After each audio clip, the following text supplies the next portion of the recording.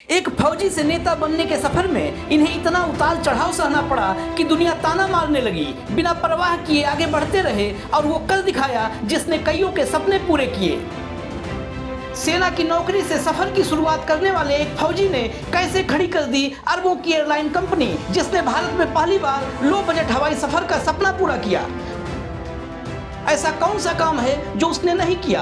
अपने पैशन के लिए जिंदगी भर की जमा पूंजी लगा दी। दुनिया कंगाल कहने लगी, लेकिन जो जिद थी उसे पूरा करके ही माना।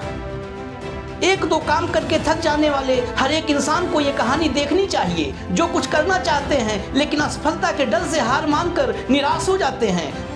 तमिल की एक फिल्म है सोरारई पोट्रू, जिसे कई कैटेगरी में नेशनल अवार्ड मिले हैं। फिल्म की मुख्य भूमिका सूर्या ने निभाई है, जो असल जिंदगी के कैप्टन गोपीनाथ की कहानी है। ये वही कैप्टन हैं, नौकरी से इस्तीफा दिया, इस्तीफा देने के बाद खेतों में काम किया, सपना बड़ा देखा, आम आदमी को हवाई जहाज में सफर कराने का। इसके लिए उन्होंने तैयारी की और उस सपने को पूरा भी किया।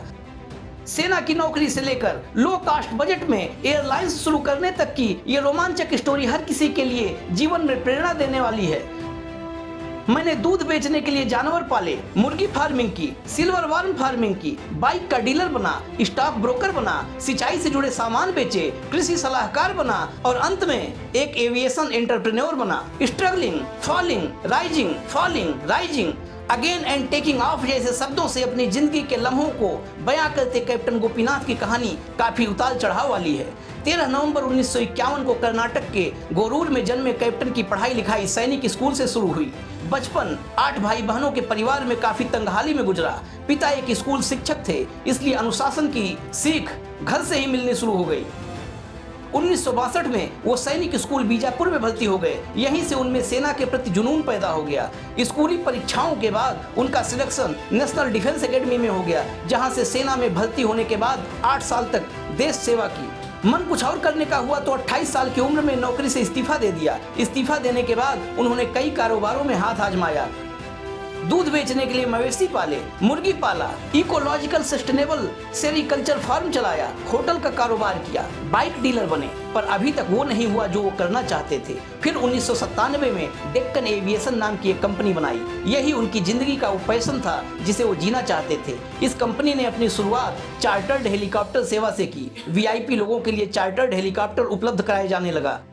गोपीनाथ कंपनी के को फाउंडर थे, इसलिए वो सारे फैसले नहीं ले पा रहे थे। उनका पैशन पूरा नहीं हो पा रहा था। आखिरकार साल 2003 में उन्होंने लो कॉस्ट एयर फेयर को ध्यान में रखते हुए डेक्कन एयरलाइन की शुरुआत की, जो सस्ती दरों पर लोगों को हवाई यात्रा करवाने लगी। एयरलाइन के लिए उन्होंने अपनी जिंदगी भर की जमा पूंजी लगा दी, लेकिन वो उसे चला नहीं पाए। 2007 में एयर डेक्कन का मर्जर विजय माल्या की किंगफिशर एयरलाइंस में करना पड़ा। आंकड़े बताते हैं कि डेक्कन एयरलाइंस के पास तब तक 43 विमानों का बेड़ा था, जो कि 60 से अधिक डेस्टिनेशन के लिए प्रतिदिन 350 फ्लाइट चलाती थी। इसके बाद भी गोपीनाथ ने हार नहीं मानी और 2013 में डेक्कन 360 नाम से एक एयर कार्गो सर्विस शुरू की। ये बिजनेस भी सफल नहीं रहा और 2013 में कर्नाटक हाई कोर्ट ने इसे बंद करने का आदेश दिया।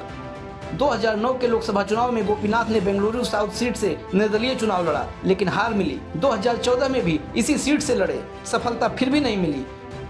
फौजी से लेकर हवाई जहाज की कंपनी शुरू करने तक का सफर हमें जिंदगी को जिंदा दिली से जीने की सीख देता है। आपको इस कहानी से क्या सीख मिली, कमेंट बॉक्स में जरूर बताइएगा।